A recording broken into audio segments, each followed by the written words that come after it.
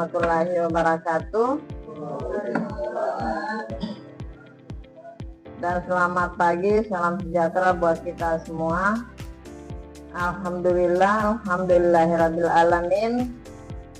Kita senantiasa memanjatkan puji syukur kehadirat Ilahi Rabbi atas limpahan rahmatnya, sehingga pada hari ini kita masih diberikan kekuatan, kesehatan untuk hadir di tempat ini dalam rangka mengikuti pembelajaran vokasi keteknikan. Baik, bagaimana kabar? Sehat? Siapa ketua tingkatnya? Kepala pusat, silakan. Berdiri saja di tempat, boleh.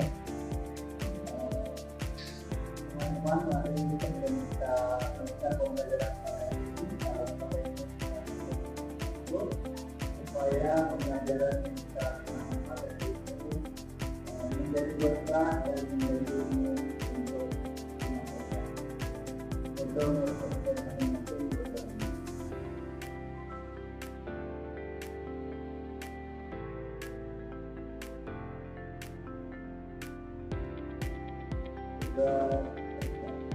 Terima kasih Bilal Hakim Halim. Oke, Ibu Ismi Burhanuddin Hasrul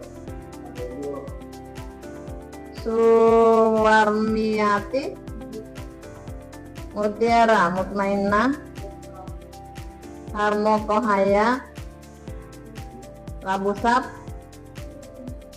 Nur Fadli, Ibu Diana Abdurrahman. Model-model pembelajaran vokasi, salah satunya silakan. Iya. Jadi pembelajaran vokasi itu termasuk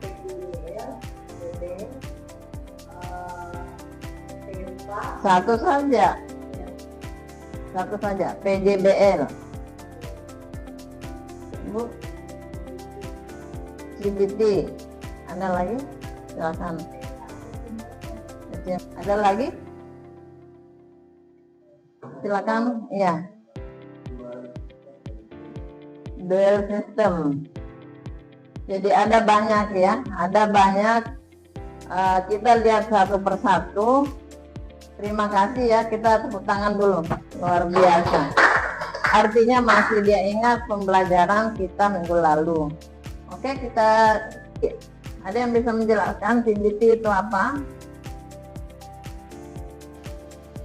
kompetensi itu training merupakan model pada pencapaian kompetensi tertentu sesuai standar kerja. Artinya dalam model itu keberhasilan peserta itu berdasarkan kemampuan melakukan pekerjaan sesuai kriteria kunci kerja yang telah ditetapkan. Baik, apa yang Bapak Ibu sampaikan. Saya panggil Bapak Ibu ya karena rata-rata dosen. Nah, rata-rata dosen, tidak ada lagi yang tidak dosen di kelas ini. Ada yang guru SMK. Yang dipanggil Ibu ya. Tidak apa-apa kalau dipanggil adek atau dipanggil anak, boleh semuanya. Iya, boleh semuanya. Kalau saya boleh semuanya, anak boleh. Pada penguasaan kompetensi kerja tertentu sesuai standar industri, ciri-cirinya kita lihat ya. Berorientasi pada hasil kerja, mengacu pada standar kompetensi industri, penilaian berdasarkan unjuk kerja, praktik. Kemudian peserta didik belajar sampai kompeten. Ya, jadi itu ciri-cirinya. Kemudian yang kedua, kita lihat contoh ya langsung. Kebetulan saya memberikan contoh otomotif. Siswa teknik otomotif harus mampu melakukan tune up ya, membaca wiring diagram menggunakan alat ukur mesin.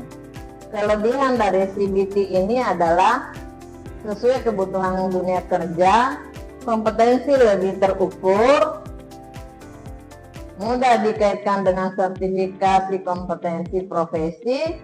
Kekurangannya kadang terlalu fokus pada keterampilan teknis, karena tadi kan CBT ya teknis memang. Yang kedua, pembelajaran teaching factory. Pembelajaran tadi sudah disampaikan ya Ibu satu, bahwa salah satu model pembelajaran pendidikan vokasi adalah teaching factory atau biasanya disebut dengan TEFA ya. Jadi TEFA ini mengintegrasikan proses pembelajaran dengan budaya kerja industri nyata. Jadi pembelajaran berbasis industri tetapi dilakukan di sekolah. Pembelajaran berbeda tadi dengan dual system. Full dilakukan di sekolah, hanya lingkungannya harus sama dengan lingkungan industri. Kalau perlu juga orang industri yang mengajar. Kemudian ciri-cirinya lingkungan belajar menyerupai industri, ada produksi barang atau jasa, menggunakan standar mutu industri, guru berperan sebagai supervisor produksi. Kita tahu seperti masuk ke industri sekolah, yang ada di sana produksi betul-betul produksi spare part mobil. Itu luar biasa dan itu sudah dipasarkan. Nanti lanjutnya ke teaching factory-nya ya. Jadi seperti itu di Jawa itu banyak sekali teaching factory yang jalan dengan baik. Saya sampaikan di Mekail, SMK Mekail Solo itu mesinan ya. Kelebihannya pengalaman kerja nyata, menanamkan disiplin industri, mengembangkan soft skill dan kewirausahaan.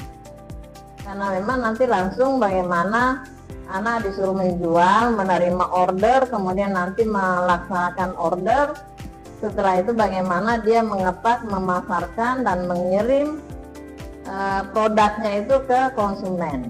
Seperti itu ya. Kemudian yang ketiga, model project based learning (PJBL). Pembelajaran dilakukan melalui pekerjaan proyek. Biasanya ciri-cirinya berpusat pada proyek, mengintegrasikan teori dan praktek, menuntut kerja tim dan pemecahan masalah. Pikir ini biasa yang kita lakukan di dalam kelas. Ya.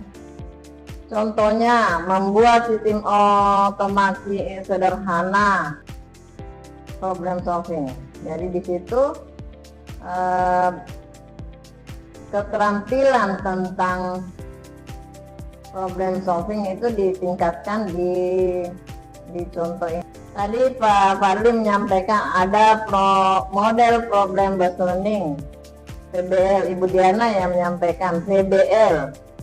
Apa ini PBL?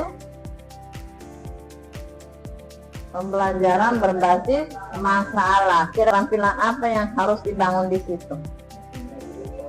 Berpikir kritis, betul, Ibu Ismi cocok. Berpikir kritis. Jadi gunanya problem PBL itu adalah agar peserta didik bisa berpikir kritis. Berpikir kritis tentu dia harus problem solving. Tentu dia menyelesaikan permasalahannya kalau dia sudah bisa berpikir kritis. Paham ya? Seperti itu. Yang diberikan kasus seperti ini. Kalau yang tadi project ya, PJBL itu project. Kalau ini kan berbasis kasus. Kalau kasusnya seperti ini, apa yang harus dilakukan? Jadi seperti itu ya. Lebih banyak ke studi kasus. Ada pertanyaan sampai di sini? Kita baru menyelesaikan 4 model.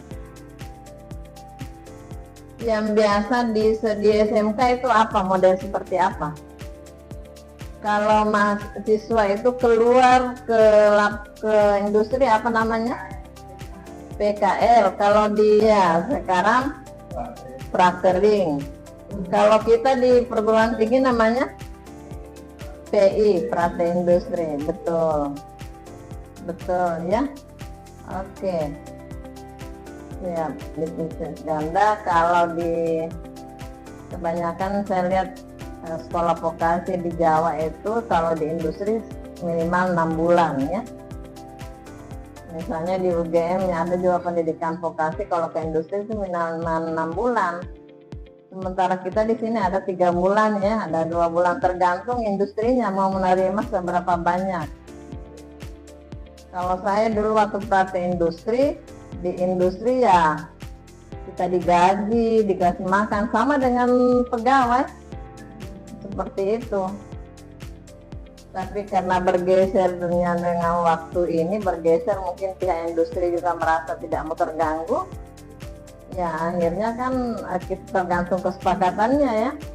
Jadi kalau disepakati hanya 2 bulan, 3 bulan, ya itu yang kita lakukan.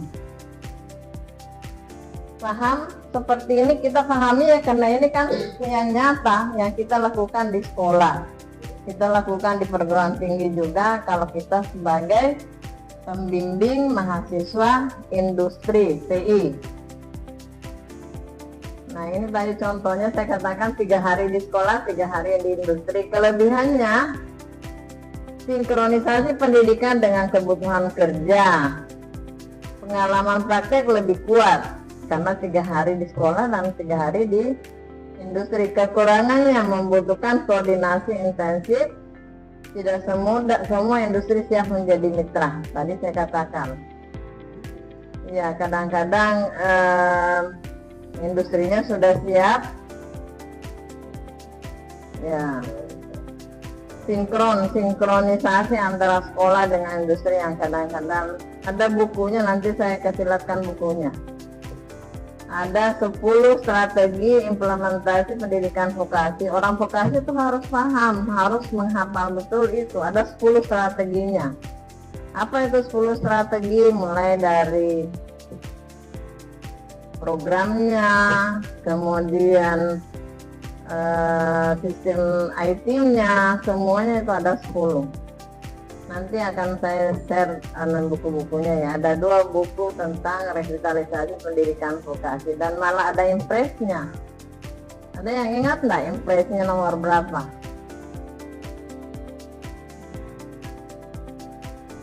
Nanti dibaca ya. Bisa diambil itu Pak, di mana sudah terbuka di Google, boleh. Kita impres tentang revitalisasi pendidikan vokasi, coba dilihat. Nah, itu kan ada unit produksi ya, ada unit produksinya. Tapi apakah sama unit produksi dengan TEVA?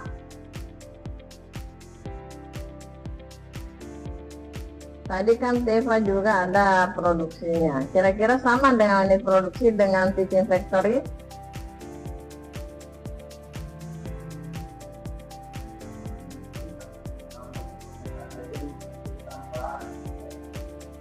Kurang lebih sama, tapi tidak sama kan?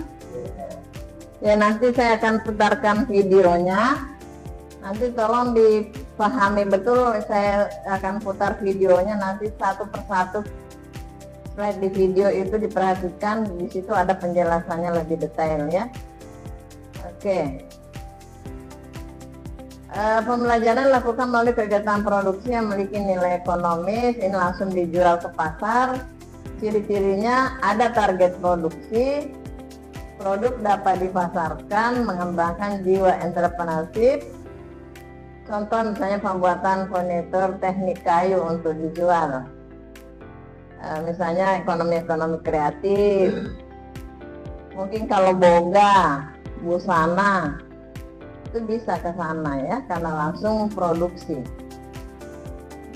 Entrepreneur itu dibangun ya, jiwa bisnisnya, menumbuhkan jiwa bisnis, memberikan pengalaman manajemen produksi. Kekurangannya, resiko pembelajaran terlalu berorientasi keuntungan. Nah, jadi kalau unit produksi memang seperti itu ya, di SMK. Pokoknya dia berhitung keuntungannya berapa. Tidak berdasarkan keterampilan. Kalau di luar negeri ada namanya apa ya namanya, kalau langsung dibimbing mahasiswanya ya, mentor, langsung mentor. Iya, mentor langsung di bawah mentor ya. Iya. Jadi ciri-cirinya learning by doing. Mentor industri sangat dominan, mentor ya, istilahnya mentor. Transfer keterampilan langsung. Jadi betul-betul kalau di luar negeri itu betul-betul didampingi, transfer keterampilannya langsung dilihat ya. Kemudian variasi pengalaman bisa terbatas. Oke, sebelum saya putarkan video pembelajarannya supaya Anda bisa melihat, kita melihat langsung apa-apa yang menjadi yang dijelaskan, apa yang saya jelaskan tadi itu akan nanti kita lihat di videonya ya. Kesimpulan dari teori singkat ini adalah dalam praktiknya sekolah vokasi modern biasanya menggabungkan beberapa model sekaligus. Beberapa tadi model yang kita jelaskan, CBT tambah dengan teaching factory. Misalnya CBT dengan teaching factory kan. Kemudian PJBL dengan problem based learning. Masih biasanya bergabung dengan itu. Kemudian atau sistem ganda dengan WBL. Sistem ganda dengan word based learning, karena word based learning kan pembelajaran berbasis kerja. Sementara kalau sistem ganda kan tadi 3 hari di industri, 3 hari di sekolah. Saya nanti akan memberikan tugas apa betul kalau ini digabungkan itu bisa efektif ya. Nanti tugas berikutnya. Oke, kita lihat untuk lebih jelasnya kita lihat video ini. Perhatikan baik-baik ya, karena di sini nanti ada banyak pertanyaan. Dalam 16 teori Foster dapat kita simpulkan bahwa pendidikan vokasi membutuhkan lingkungan pembelajaran yang menyerupai dunia kerja dengan peralatan yang memadai sesuai dengan kebutuhan dan tuntutan dunia industri. Dengan kriteria itu, maka pendidikan vokasi dituntut untuk dapat membentuk peserta didik yang memiliki kemampuan baik soft skill maupun hard skill yang lain. Ada 3 konsep pembelajaran vokasi di industri. Yang pertama yaitu konsep pembelajaran CBT. Kemudian ada konsep pembelajaran vokasi full system. Dan yang terakhir yaitu konsep pembelajaran vokasi teaching factory. Konsep pembelajaran vokasi yang pertama yaitu CBT. CBT atau kompeten, strategi dan materi pembelajaran adalah bagaimana seseorang mendapatkan ketiga komponen tersebut, yaitu skill, knowledge, dan attitude. Sedangkan kualifikasi adalah pengakuan atau penghargaan terhadap skill, knowledge, dan attitude yang sudah dicapai oleh peserta didik. Konsep pembelajaran vokasi yang kedua yaitu dual system. Kalau diperhatikan ya, 30% belajar di sekolah. Industri menyediakan tempat pelatihan secara sistematis dengan kondisi real sesuai dengan bidang kerja yang ada. Dan pelatihan yang ada di sekolah atau pembelajaran yang ada di sekolah dengan menawarkan 2/3 mata pelajaran atau mata kuliah kejuruan dan 1/3 mata kuliah umum. Konsep pembelajaran vokasi yang ketiga yang mengacu pada standar dan prosedur yang berada dalam dunia industri. Atau dengan kata lain, teaching factory merupakan pembelajaran yang menggunakan suatu produk, baik barang ataupun jasa, sebagai media pembelajaran. Media pembelajaran tersebut digunakan kemudahan. Jadi ada bintang 3 berarti lebih ini ya. Ini memiliki keunggulan pada senantiasa berkembang setiap saat. Selanjutnya kita akan melihat lebih dalam tentang teaching factory. Di atau siswa di lembaga pendidikan atau lembaga pelatihan. Selanjutnya, mari kita lihat data statistik dan BPS tentang tingkat pengangguran terbuka menurut Membangun jiwa entrepreneur, siswa tadi sudah dijelaskan. Teaching Factory. Kenapa Teaching Factory?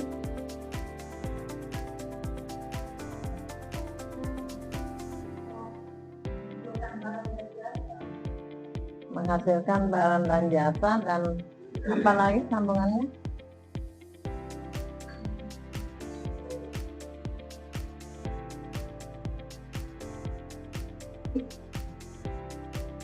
Kira kemana yang paling dominan?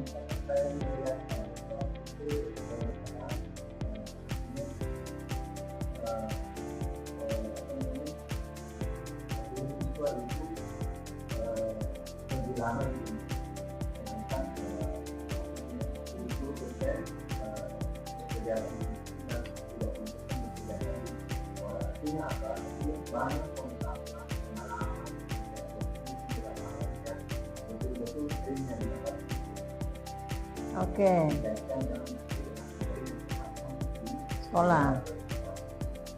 Ada pendapat lain?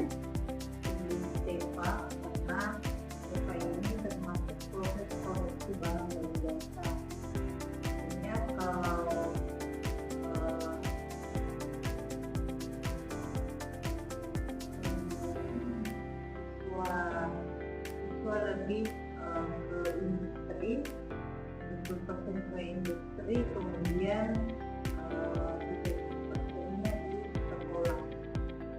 Ingat ya, TEFA itu pembelajaran berbasis industri tapi dilaksanakan di sekolah.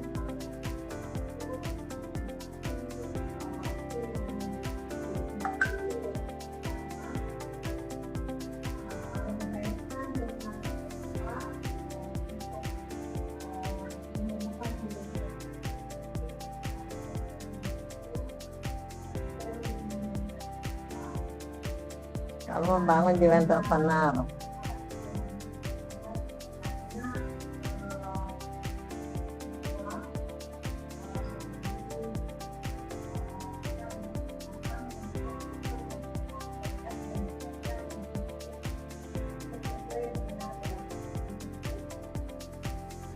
baik.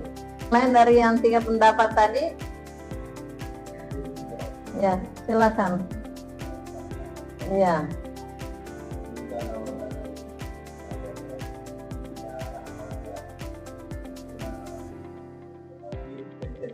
Tidak ada yang ideal ya.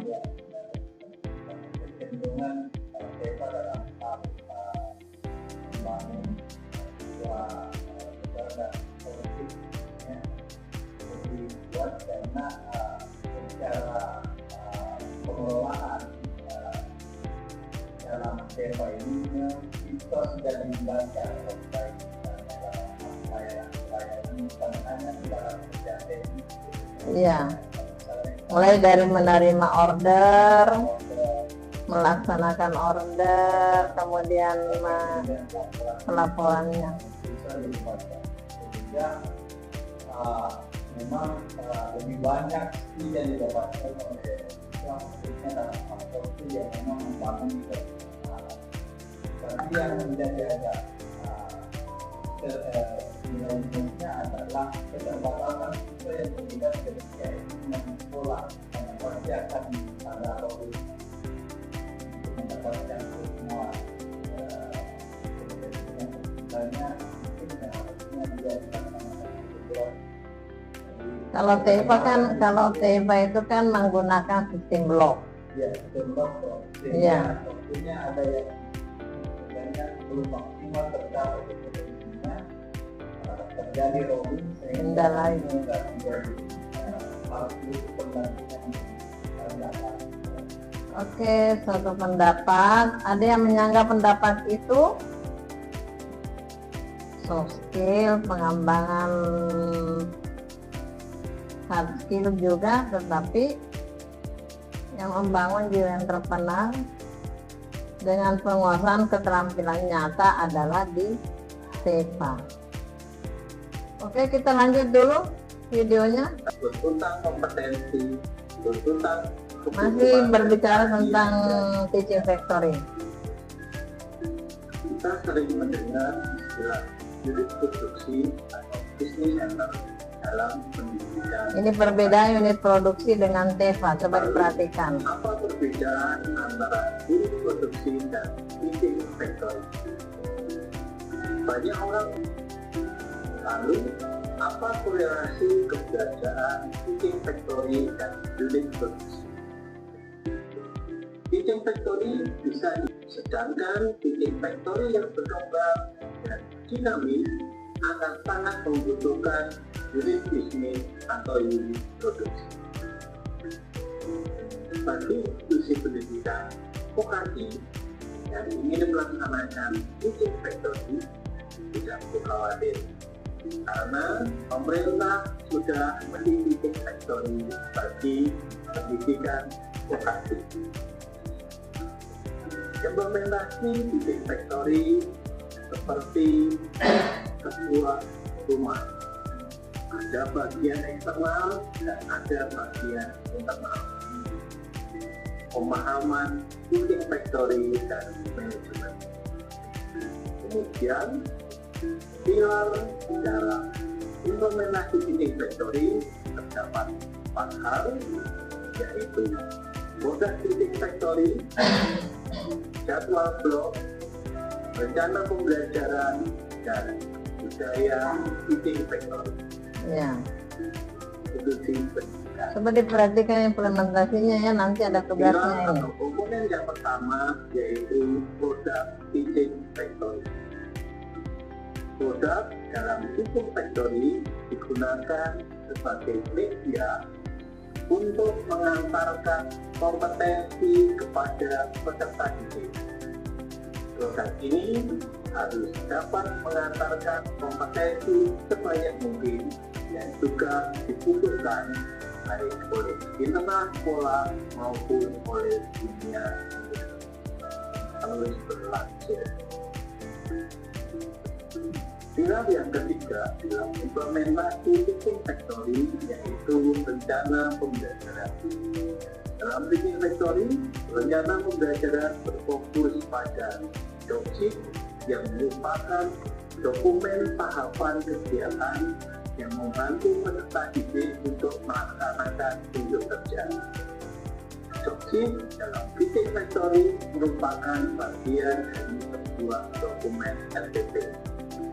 Doksik memiliki gambar atau uraian materi atau urutan proses, menentukan kualifikasi, dan artinya untuk mencapai kualitas tertinggi, doksik harus dikerjakan lebih dari 1 kali. Jadi bagaimana membuat dioksid Jika sudah ada ya. ketiga pilar yaitu produk, jadwal blok, dan rencana pembelajaran sudah dilaksanakan secara konsisten, maka pilar yang keempat yaitu kultur teaching factory akan otomatis dapat terjadi. Budaya atau kultur TEPA yaitu kedisiplinan, transparansi dan kejujuran, serta konsistensi. Demikian materi konsep dan strategi Yang menjadi tayangan video tadi, bahwa yang paling ditekankan adalah di teaching factory. Tidak, apakah semua sekolah sekarang, sekolah vokasi sudah melaksanakan teaching factory? Belum. Bisa enggak? Menurut pengamatan Anda, kira-kira SMK mana yang ada di sini sudah melaksanakan teaching factory? SMK 8. Terus apa lagi? SMK mana lagi? SMK 5. Otomotif, kerjasama dengan sudah pernah dilihat atau mengamati? Sudah pernah mengamati, nanti tugasnya mengamati ya. Minimal mengamati beberapa sekolah vokasi yang ada teaching factory ini. Kalau kami dulu di Jawa ya kita dibawa pergi di sana, seperti kita lihat SMK Mikael. Ada lagi menurut pengetahuan ibu-ibu semua atau Nanda semua?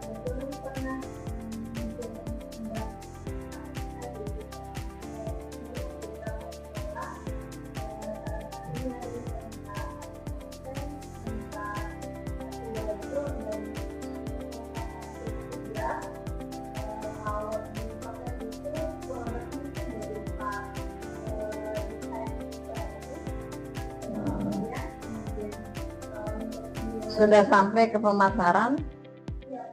Oh.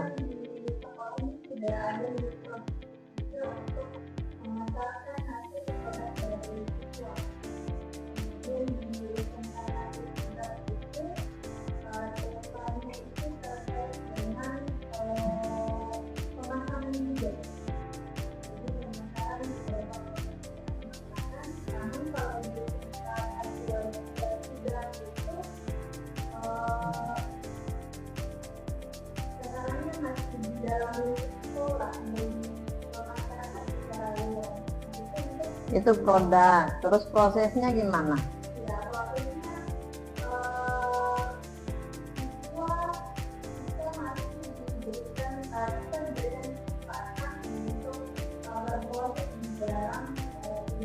Sekolah vokasi melaksanakan pembelajaran teaching factory, karena tadi di samping untuk hard skill, soft skillnya juga ya di entrepreneur harus terbangun.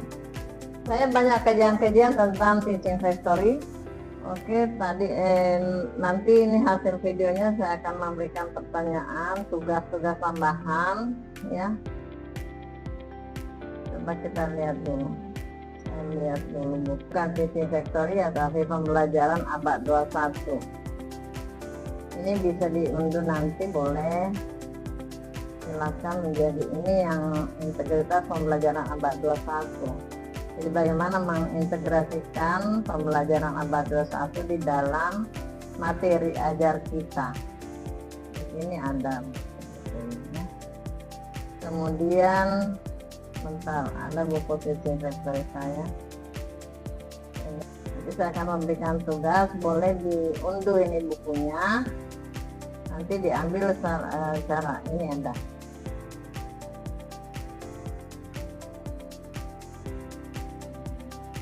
Ini sebagian referensinya dari 10 strategi tadi, 10 strategi implementasi. Ini salah satu buku saya, silakan nanti diambil ya. Kemudian buku tentang employability skill, pernah dengar employability skill? Buku employability skill. Ini kan bagaimana yang kita tadi bicarakan itu, bagaimana model-model pembelajaran itu bisa menciptakan, mengembangkan atau meningkatkan employability skill mahasiswa atau siswa ya, menciptakan tenaga kerja yang produktif dan kompetitif. Ini buku saya. Ini juga hasil penelitian ya, employability skill. Silakan nanti diambil kalau berminat ya, ada hubungannya dengan kita ini semua pendidikan kejuruan. Di sini ada beberapa hal, tenaga kerja kompetitif, produktif dan kompetitif. Bagaimana strategi mengembangkan employability skill ada. Tugas yang pertama, hubungannya tadi dengan video pembelajaran yang saya tayangkan. Yang pertama, bagaimana cara implementasi TEFA pada pendidikan vokasi. Caranya ya, jadi Anda bercerita dari bagaimana cara implementasi TEFA pada pendidikan vokasi. Jadi kalau saya berbicara TEFA berarti itu pembelajaran berbasis industri yang dilaksanakan di sekolah. Kirim ke saya. Yang kedua tugasnya adalah silakan Anda membuat RPP, rencana pelaksanaan pembelajaran TEFA, rencana pembelajaran TEFA dan job sheet sesuai bidang studi masing-masing. Misalnya kalau Ibu Diana tadi jurusannya elektro, silakan dibuat sesuai dengan jurusannya. Ibu Elvira juga elektro, silakan. Ada yang mesin, silakan. Ada yang otomotif, silakan. Ada yang PT komputer, silakan. Disesuaikan ya. Buat RPP dan buat job sheet sesuai bidang studi untuk pembelajaran TEFA. Soalnya kalau mahasiswa saya minta tambah lagi.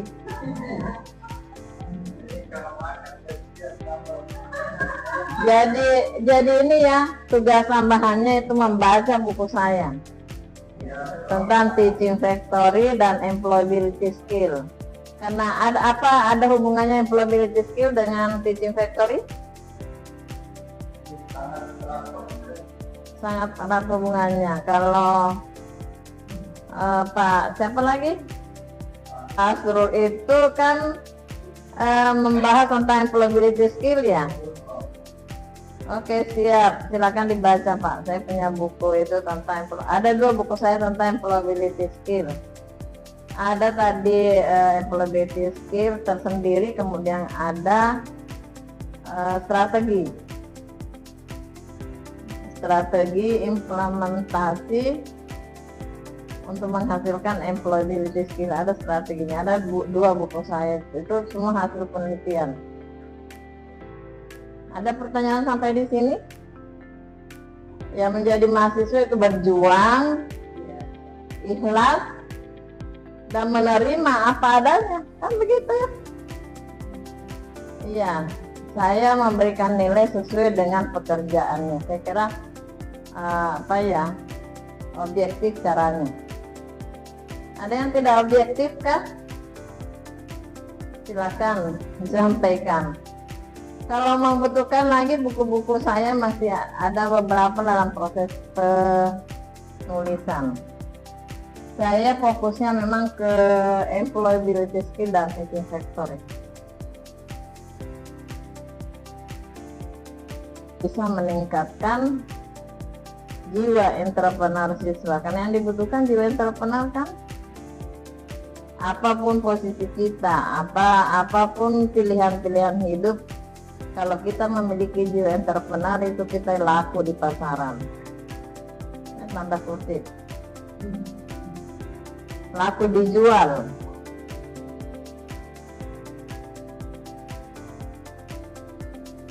Cukup jelas? Kalau tidak ada, saya tunggu tugasnya ya. 1 minggu ke depan, ketua tingkat buat Google Drive. Iya. Nanti masing-masing filenya dibuat di Google Drive, itu masing-masing namanya saja, ya. Tugas pertama dan tugas kedua. Tidak ada lagi yang perlu dipertanyakan.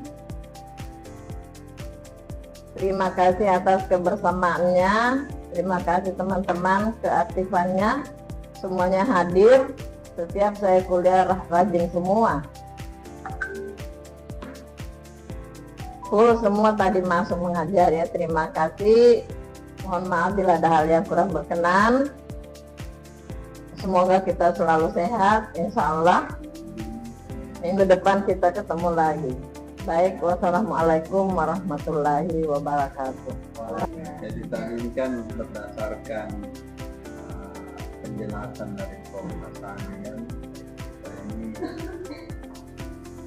diarahkan untuk bagaimana sebagai mahasiswa vokasi ini betul-betul memahami terkait model-model pelajaran yang diterapkan di yang pertama. Nah, dari berbagai model tadi yang kita pelajari, mungkin ada hal-hal yang teman-teman ingin kemukakan khususnya dalam diskusi kelompok kita ini, silahkan mungkin ya. Saya terima kasih atas kesempatan yang diberikan. Saya sedikit berkomentar mengenai tadi model pembelajaran vokasi yang terkait dengan dual system. Artinya kenapa kemudian artinya semua model pembelajaran vokasi baik, tapi saya cenderung ke dual system. Artinya di mana sistem ganda itu merupakan model pembelajaran yang mengombinasikan pembelajaran di sekolah dan di industri. Nah, di mana kalau misalnya di Indonesia itu dikenal dengan yaitu praktek sistem ganda, kemudian link and match pendidikan dan industri. Nah, adapun kelebihannya yaitu sinkronisasi kebutuhan. Artinya memang betul-betul sesuai dengan kebutuhan industri. Artinya dia tidak memberikan bekal kepada siswa itu hanya serta-merta, tapi sesuai dengan memang kebutuhan yang ada di industri. Kemudian kedua yaitu meningkatkan kesiapan kerja Indonesia. Nah, artinya apa yang dibutuhkan di industri itu memang betul-betul dipersiapkan pada saat di sekolah itu, karena memang fokusnya tujuannya itu ya untuk untuk bekerja, siap kerja pada lulusan tersebut. Nah, pasti ada titik kelemahannya. Nah, titik kelemahannya itu ya bisa saja artinya ketergantungan pada kualitas industri dalam artian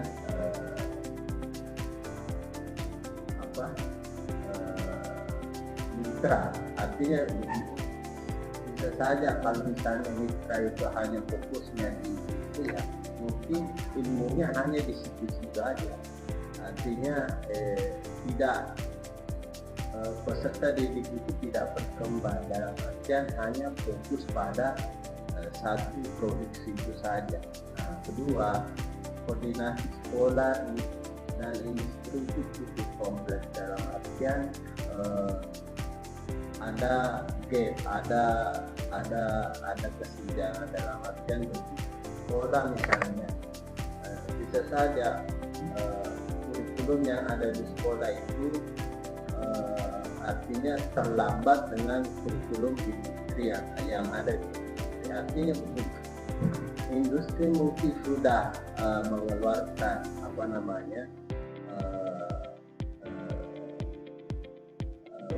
teknologi terbaru, tetapi di sekolah itu belum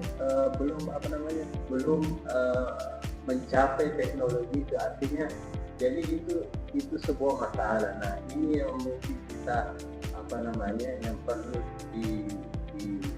menjadi pertanyaan kita untuk menjawab bersama-sama dalam artian bagaimana kurikulum yang ada di sekolah itu tidak terlengkapi sehingga bisa mengikuti teknologi yang ada di industri.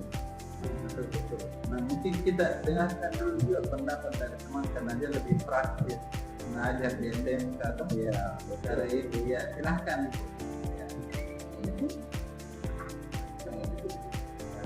Ya silakan boleh. Artinya ya, apa yang kita dapatkan di SMK kemudian kita kaitkan dari yang ada di pasti ada perbedaan bagi paham masukan nanti untuk pembicaraan dan berikutnya. Silakan ya kan untuk kita pahami terkait memang langsung bagaimanapun juga PSG ini menjadi salah satu kunci dalam proses peningkatan kompetensi siswa, khususnya kompetensi teknis siswa itu pasti dibangun ketika dia mengikuti prakerin atau PSK namanya hari ini.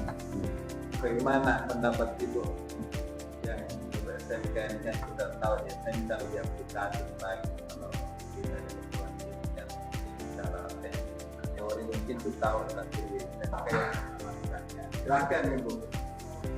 Jadi kalau di SMK itu Pak, di perbedaan antara SMK itu berfokus pada kesehatan dan pendidikan kompetensi. Jadi skill dan perspektif. Sementara kalau industri itu berfokus pada produktivitas, efisiensi dengan standar operasional yang ketat. Jadi untuk menjembatani hal ini, SMK menerapkan kelas industri dan PEPA faktori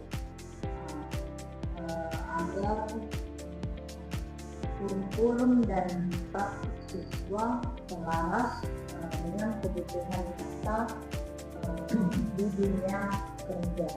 Nah, perbandingan detailnya itu kita lihat pada fokus utama. Kalau di pembelajaran SMK itu penguasaan teori dasar. Jadi ada penguasaan teori dasar, kemudian pemahaman keselamatan kerja dan simulasi keterampilan. Kemudian kalau kita melihat di pembelajaran di industri itu target produksi, efisiensi waktunya. Kemudian kalau kita melihat dari aturan dan standarnya, kalau di pembelajaran SMK itu standar pendidikan akademiknya dan kurikulum sekolah yang bersih. Kemudian kalau di pembelajaran industri itu sendiri, mereka aturan dan standar kita pada SOP dan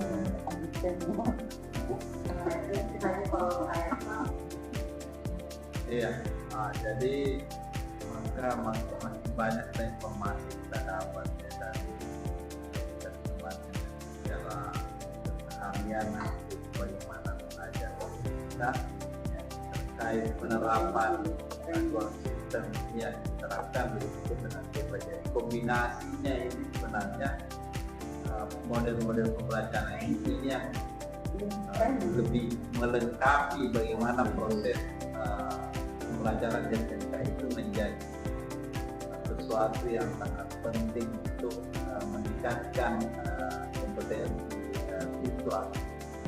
Memang tidak bisa dipungkiri bahwa hasil adalah kunci untuk masuk dunia kerja, tapi untuk bertahan di dunia kerja itu adalah yang dibutuhkan gabungan ini untuk bagaimana kita melakukan pembelajaran dengan baik. Ya, itu mungkin dari kelompok saya. Nah, mungkin ada dari kelompok yang lain. Saya persilahkan mungkin dari teman sambutan bersama dengan teman-teman kelompoknya. Saya persilahkan. Ya, baik teman-teman. Jadi tadi sudah dipaparkan itu bahwa model pembelajaran vokasi itu kan ada 3.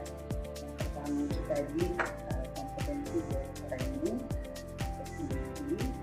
Kemudian yang kedua itu adalah dual system atau yang sekarang dikenal dengan prakerin. Kemudian yang ketiga itu adalah sekretariat.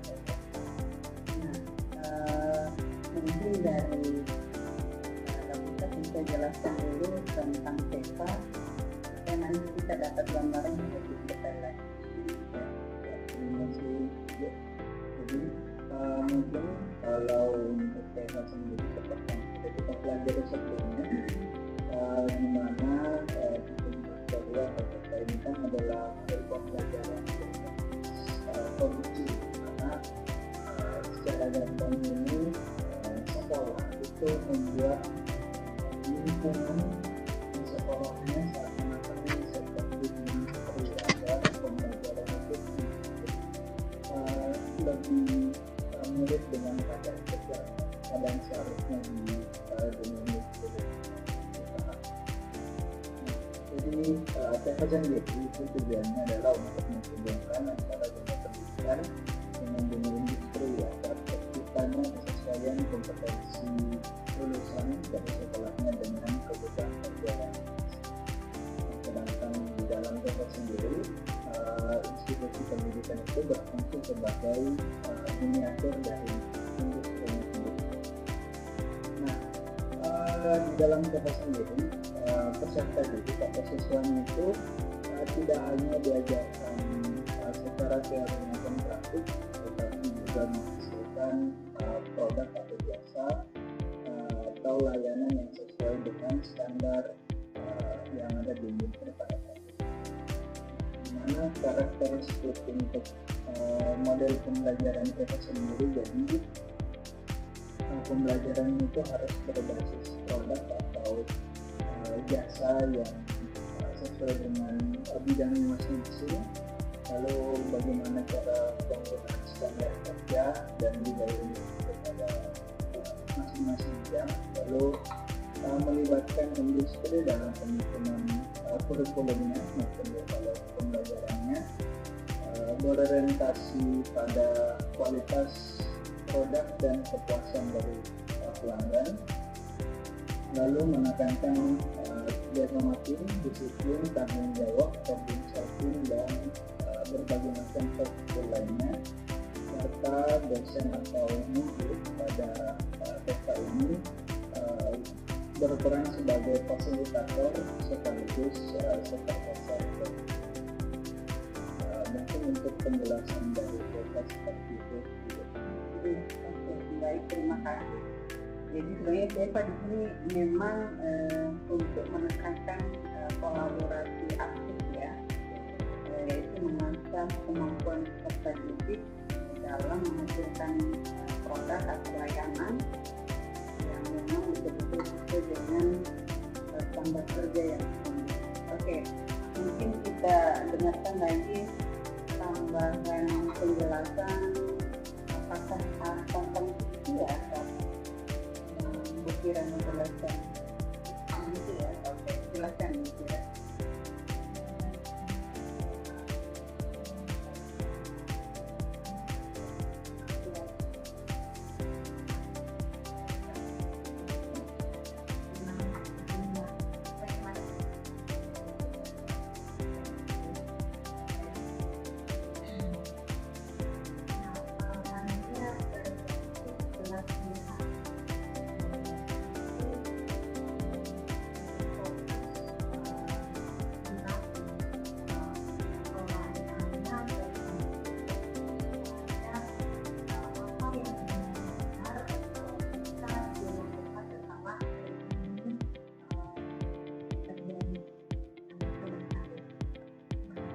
Bagaimana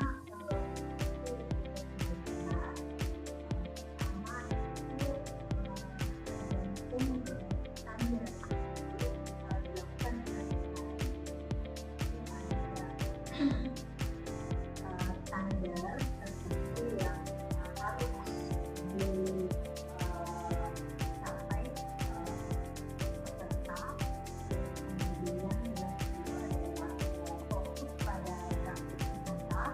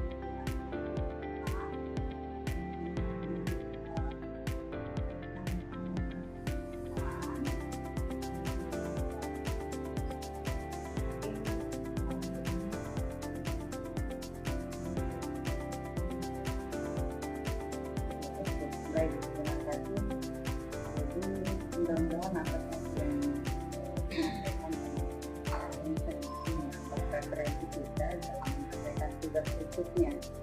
Jadi di sini kan